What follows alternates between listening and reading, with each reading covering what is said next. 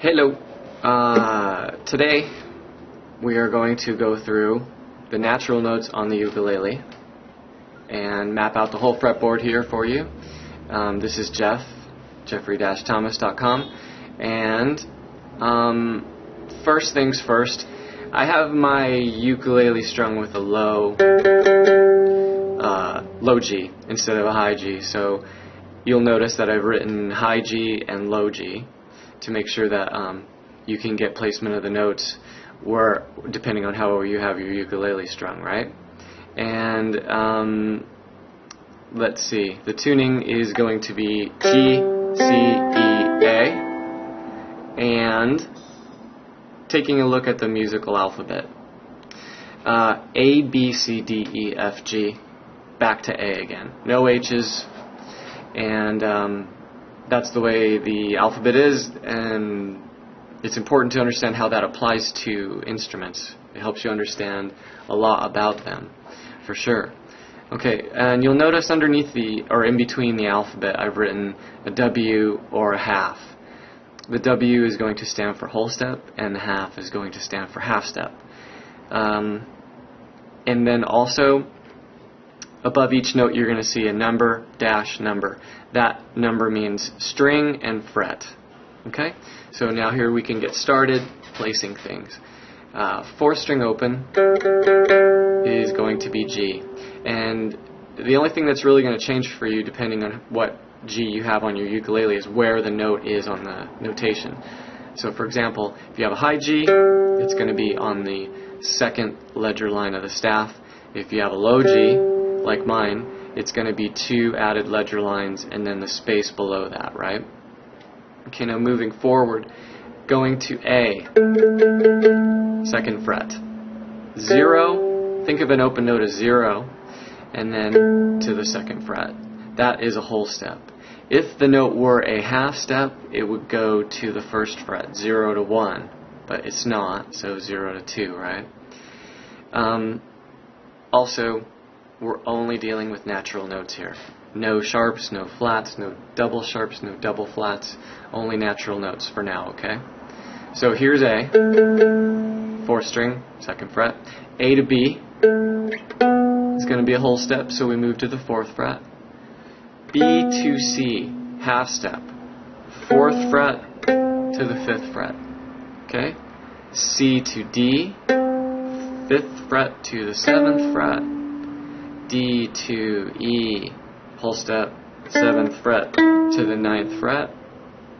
E to F is a half step, so 9th fret to the 10th fret, and then F to G, 10 to 12.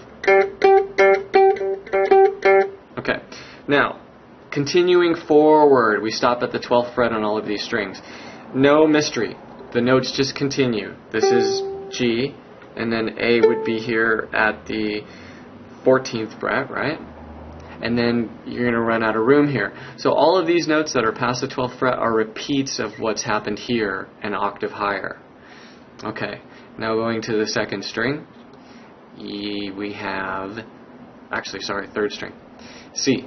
3rd string open is C. C to D, it's going to take us to the 2nd fret, right?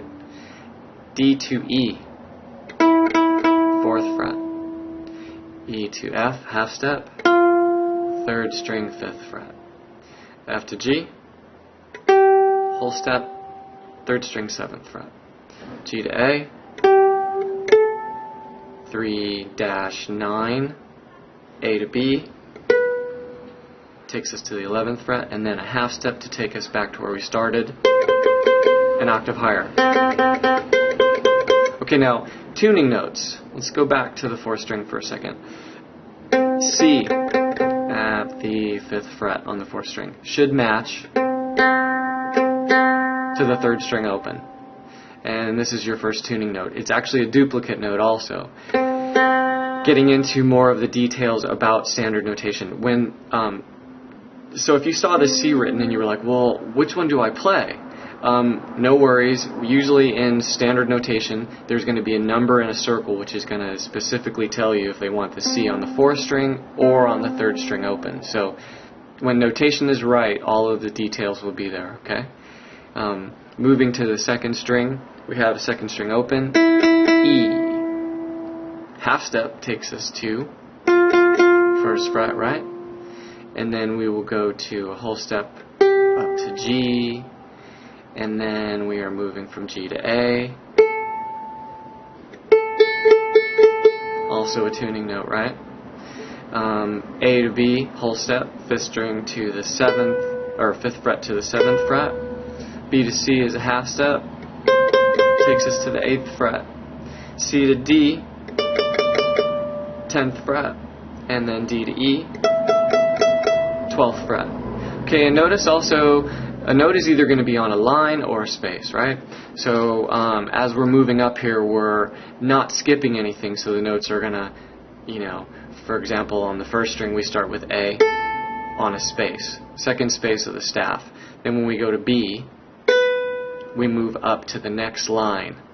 And when I was learning this, I wrote this out, like for the guitar, and the bass. When I really just wanted to get this straightened out, I used this sheet and I just wrote out these notes. And because something clicks when you actually write all this information, when you actually have to make the note, it really helps to recognize it. Okay. So anyway, let's back up. First string open, A to B, right? B to C, half step, second fret to the third fret. C to D, 5th fret, D to E, 7th fret, half step for E to F, 7th fret to the 8th fret, F to G, 10th fret, and G to A. Okay. Now, underneath all of these natural notes that we've just sort of walked through is a major scale. So I have you starting and actually placing the notes. Now you'll see what I was talking about a moment ago, where a number in a circle is going to tell you what string. So I want you to play the C on the 4th string. 4th string, 5th fret with second finger. Fingerings are written up above the notes there. And if there isn't a fingering written, then the note is open. Okay, so C to D on the 4th string. Moving over to the 3rd string for E, right? F. Then we go over to the 2nd string, right? So the notes on that 2nd string are going to be G, A, B, fingers 1, 2, 4, okay? And then to the 1st string for C, D, E. Okay, now the chord, right there next to it. Now in pink I've highlighted the root notes. So this is a C scale and a C chord, so it's nice to know where the C notes are.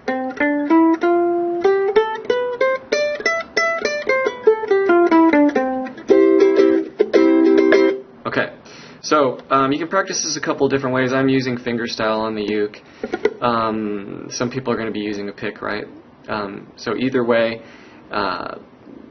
the most important thing of this lesson is the placement of the notes, right? Okay, now A natural minor scale and chord, root on the 4th string. So that means we're starting here with A, 4th string 2nd fret, and then we're going to B. C is going to be open. Then we're going to D, right? Moving to the 2nd string, open E, 1st finger on F, going up to G, then A again open on the 1st string, B, and C. Now back down.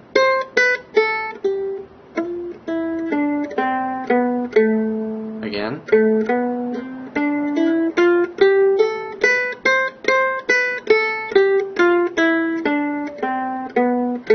Chord.